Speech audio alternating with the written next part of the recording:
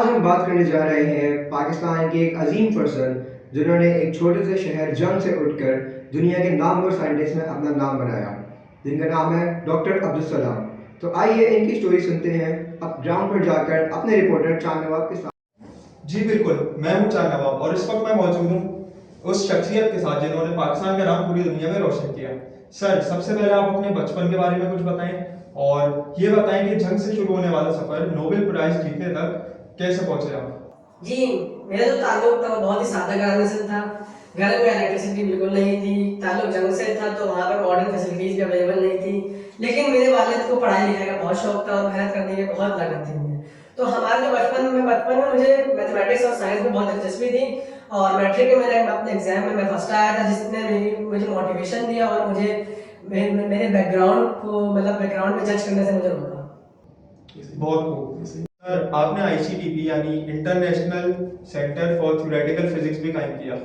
ये बताएं कि आजकल के साइंटिस्ट के लिए कितना इंपॉर्टेंट है?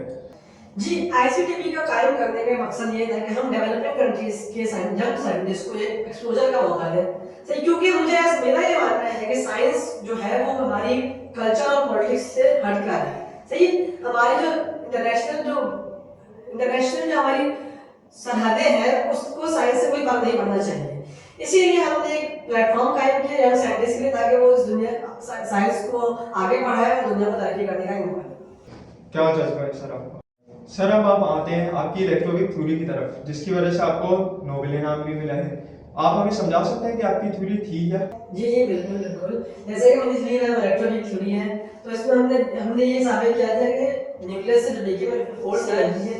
थोड़ा ऐसे समझाएं कि हमें भी समझ आ जाए और हमारे चलिए मैं आपको सारा दुनिया में 4 तरह की फोर्सेस होती हैं: electromagnetic forces, weak nuclear forces, strong nuclear forces और ग्रेविटेशनल फोर्सेस। जो हमारी थ्योरी ने साबित किया वो ये साबित किया था कि हमारे पास जो वीक न्यूक्लियर फोर्सेस है और इलेक्ट्रोमैग्नेटिक फोर्स जो है वो दोनों एक तरह के फोर्सेस हैं। सही, इसीलिए हमारी थ्योरी यूनिफाइंग थ्योरी भी कहा जाता है। ओके सर, आप कैम्ब्रिज यूनिवर्सिटी में आपने अपना नाम थ्योरेटिकल फिजिसिस्ट में बनाया। आपने पाकिस्तान के लिए भी खिदमत अंजाम दी, लेकिन ऐसा क्या हुआ कि आपने फिर रिजाइन दे दिया और पाकिस्तान से भी दूर चले गए? 1974 के बाद पॉलिटिकल और सोशल प्रेशर की वजह से मुझे रिजाइन देना पड़ा, क्योंकि मेरी रिलीजियस आइडेंटिटी, मेरी साइंटिफिक कंट्रीब्यूशन ज़्यादा मुतासिर कर रही थी लोगों को। इसी वजह से मैंने अपने रिजाइन दिया और मैंने अपनी तवज्जो साइंस और इंटरनेशनल रिसर्च पर मरकूज कर दिया। लेकिन मेरा दिल अब भी पाकिस्तान के लिए धड़कता है। चलिए बेहतर। आप अपने इंटरव्यूज में यूनिटी और सिमेट्री का जिक्र करते हैं और लोग तो कहते हैं कि थ्योरेटिकल फिजिसिस्ट को समझना बहुत मुश्किल काम है और आपको तो विजर्ड ऑफ साइंस भी कहा जाता है। तो आपको ये सब चीज़ें कैसी लगती हैं अपने बारे में? हाँ, कभी लोग थ्योरेटिकल फिजिक्स को मैजिशियन या विजर्ड ऑफ साइंस कहते हैं और उनका कहना सही भी है, क्योंकि थ्योरेटिकल फिजिक्स में हम सिर्फ फार्मूला से कनेक्शन नहीं है, बल्कि इसके पीछे क्रिएटिव प्रोसेस को देखते हैं। और फॉर एग्जांपल एक प्रॉब्लम को देखना और उसके पीछे के हिडन स्ट्रक्चर को समझना, ये थ्योरेटिकल फिजिक्स का काम है और ये कोई आसान काम नहीं है। अच्छा सर, आज का लास्ट क्वेश्चन, आप क्या समझते हैं कि साइंस और सोसाइटी का सबसे बड़ा चैलेंज क्या है? अच्छा, मेरे मुताबिक सबसे बड़ा चैलेंज भाई 0 से मेक साइंस। सॉरी सर, आप कंटिन्यू करें। अच्छा, मेरे मुताबिक जो है वो साइंस का सबसे बड़ा चैलेंज ये है, आज की सोसाइटी का बड़ा चैलेंज ये है कि हमें चाहिए कि साइंस को एक सिर्फ एडवांस लेवल तक महत्व ना रखें। चूंकि टैलेंट हर जगह मौजूद है, तो हमें चाहिए कि उस टैलेंट को मौका देना चाहिए ताकि वो एक इंटरनेशनल लेवल पे उनका वो जा सके। हमें चाहिए कि हम इंटरनेशनल कोलैबोरेशन को फरोग दें और हमें चाहिए कि हम ह्यूमैनिटीज और साइंस को रिलेट करें, क्योंकि साइंस ह्यूमैनिटी के बिना साइंस कुछ भी नहीं है और साइंस ह्यूमैनिटीज के लिए हेल्प करने के लिए है। क्या खूबसूरत बात की सर, बहुत बहुत शुक्रिया। और नाज़रीन, हम चलेंगे अपने स्टूडियो की तरफ वापस।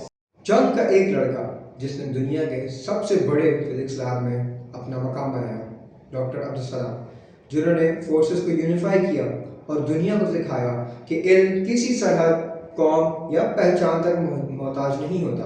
उनका पैगाम आज भी हमारी ज़िंदगी में क्यूरियोसिटी, डेडिकेशन और इल्म को इंसानियत के लिए इस्तेमाल करना सिखाता है। जंग का एक स्टूडेंट, दुनिया का Nobel laureate doctor Abdul Salam एक नाम नहीं, एक सोच है। साइंस और वाकई उनके कहने के मुताबिक scientific thoughts and its creation is the common and shared heritage of mankind. Thank you.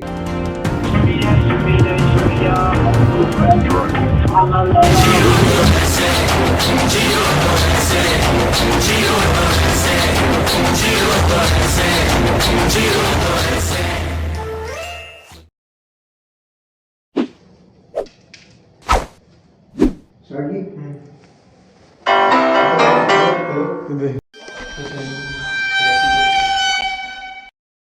समझ आया यहाँ तक आपको? अबे न्यूक्लियस देके नहीं बोलो ना, अब आपने तो रोक दिया ना तुम्हें, तुम अब बोलोगे भाई फंडामेंटली 4 फोर्सेस थी, मैंने ये प्रेडिक्ट किया। वालेकुम साहब, मैं मेरा ताल्लुक जी स्टार्ट कर दिया मैंने, रेडी कि ये जंग से शुरू होने वाला सफर दुनिया अबे ये नोबेल प्राइज जीतने नोबेल तक कैसा? मैं मौजूद हूँ इस वक्त दुनिया के अरे ये तो नहीं कर यार। ये पढ़ो पहले तुम सही से, खुद अपने अल्फाज में बोलो। नाज़रीन, हमारे साथ रहिएगा, वापस आते हैं एक छोटे से ब्रेक के बाद। स्टार्ट कर दिया। हाँ, जिम्मेदारी है कि उनको हम मौका दें, नॉलेज। हो अंडरवर्ल्ड में जिक्र आया रां के नाम का